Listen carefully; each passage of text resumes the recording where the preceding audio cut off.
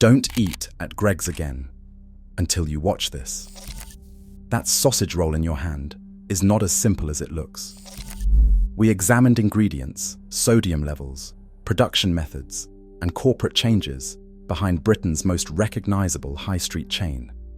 By the end of this video, you will know what is actually worth ordering and what you might want to skip. For decades, Greg's built its reputation on simple bakery staples, fresh pastries, hot sausage rolls, affordable lunch for working people. It felt regional, northern, honest. Founded in 1939 in Newcastle, Greg's grew from a single bakery into a British institution. But today, Greg's operates over 2,300 stores across the UK. Market value exceeds £2 billion. This is no longer a small regional bakery. It is a publicly traded fast food corporation optimized for shareholder profit. And scale changes things. Most people assume Greg's products are baked fresh in store. Here is how it actually works. Core items are produced at large regional production facilities.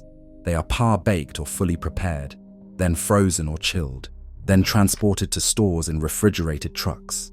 Staff finish or reheat them in store ovens. On the surface, it looks fresh. In reality, it is centralized industrial food production.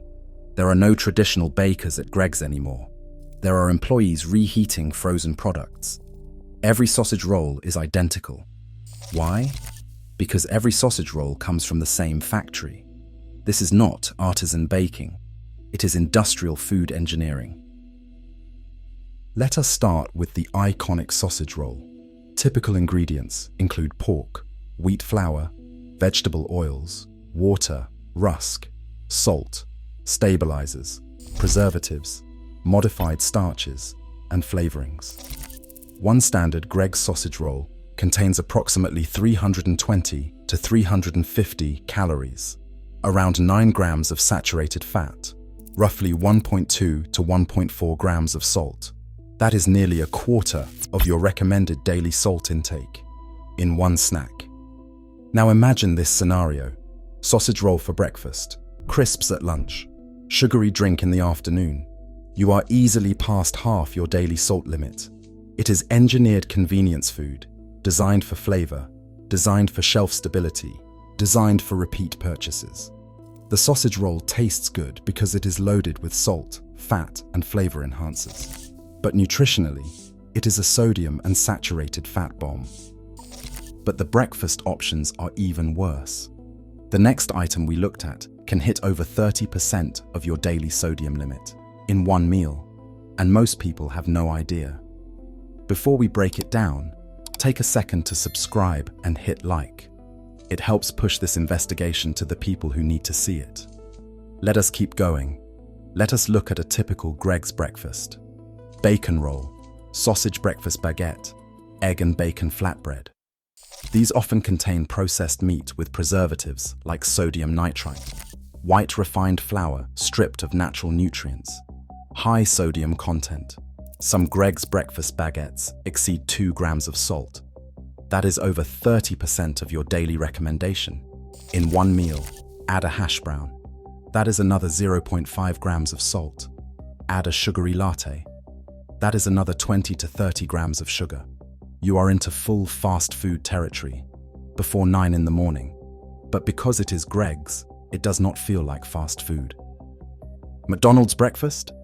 People know it is fast food. Greg's breakfast? People think it is just a bakery roll, but the sodium levels are identical. Now the sweet counter. Doughnuts, yum-yums, iced buns, muffins. Many contain refined white flour, palm oil or vegetable oils, high sugar levels, and preservatives. A single iced donut can contain around 18 to 22 grams of sugar. That is most of the NHS recommended daily sugar limit in one item. A blueberry muffin? Around 25 to 30 grams of sugar. That is more sugar than a donut. But it is marketed as breakfast, not dessert. One donut as an occasional treat. Fine. A muffin every morning before work. That is 150 to 200 grams of sugar per week. Over a year, That is over 10 kilograms of sugar from Greggs muffins alone.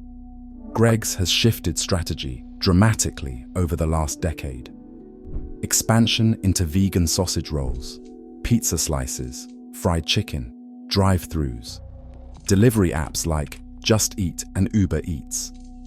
The more complex the menu becomes, the further Greggs moves from bakery status.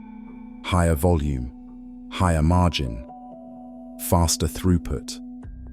Greggs is now competing directly with McDonald's, Subway, and Pret. The vegan sausage roll launch in 2019 was a marketing masterclass.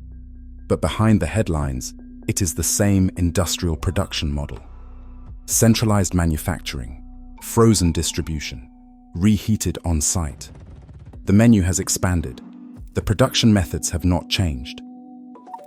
But here is what should truly concern you. The next part is not just about Greggs. It is about a nationwide health crisis and how chains like Greggs fit into it. Stay with me. According to NHS data and Public Health England, over 63% of adults in England are overweight or obese. Nearly 1 in 4 children starting primary school is overweight or obese. The average UK adult consumes 8 grams of salt per day, far above the recommended 6 grams. Type 2 diabetes rates have doubled since the early 2000s. Heart disease remains one of the UK's leading killers. No single chain causes that. But daily consumption of highly processed convenience food contributes to it. When fast pastry becomes a daily ritual instead of an occasional treat, patterns form. A sausage roll once a week? Your body can handle that. A sausage roll, bacon baguette, and donut 5 days a week. For years? That is when you slide into the statistics. High blood pressure, weight gain, increased diabetes risk. Greggs is not uniquely dangerous, but it is a major player in normalizing daily consumption of high sodium, high sugar, ultra-processed food. Greggs is not uniquely evil. It is predictable. It is a fast-moving, publicly traded, profit-driven food operation that sells refined carbs, processed meats, high-salt fillings, and sugary baked goods. Convenient, affordable, tasty, but not neutral to your health when consumed daily. The problem is not that Greggs exists. The problem is that it has become a default. Breakfast on the way to work, lunch break, after school, snack for kids. When ultra-processed food becomes routine, the health consequences accumulate. Let us be practical. If you are going to Greggs occasionally, here are better options. Plain porridge, usually the lowest sugar, lowest sodium option. Simple sandwich options. Choose chicken or ham over processed bacon or sausage, black coffee or tea. Skip the sugary lattes, smaller portions. Do not stack a sausage roll, crisps, and a sugary drink. Avoid making Greggs a daily breakfast habit. Avoid making it your default lunch every workday. Frequency is the difference between convenience and long-term health consequence. You do not have to boycott Greggs, but you should understand what you are consuming. Local bakeries, you will pay slightly more, but you are getting real ingredients.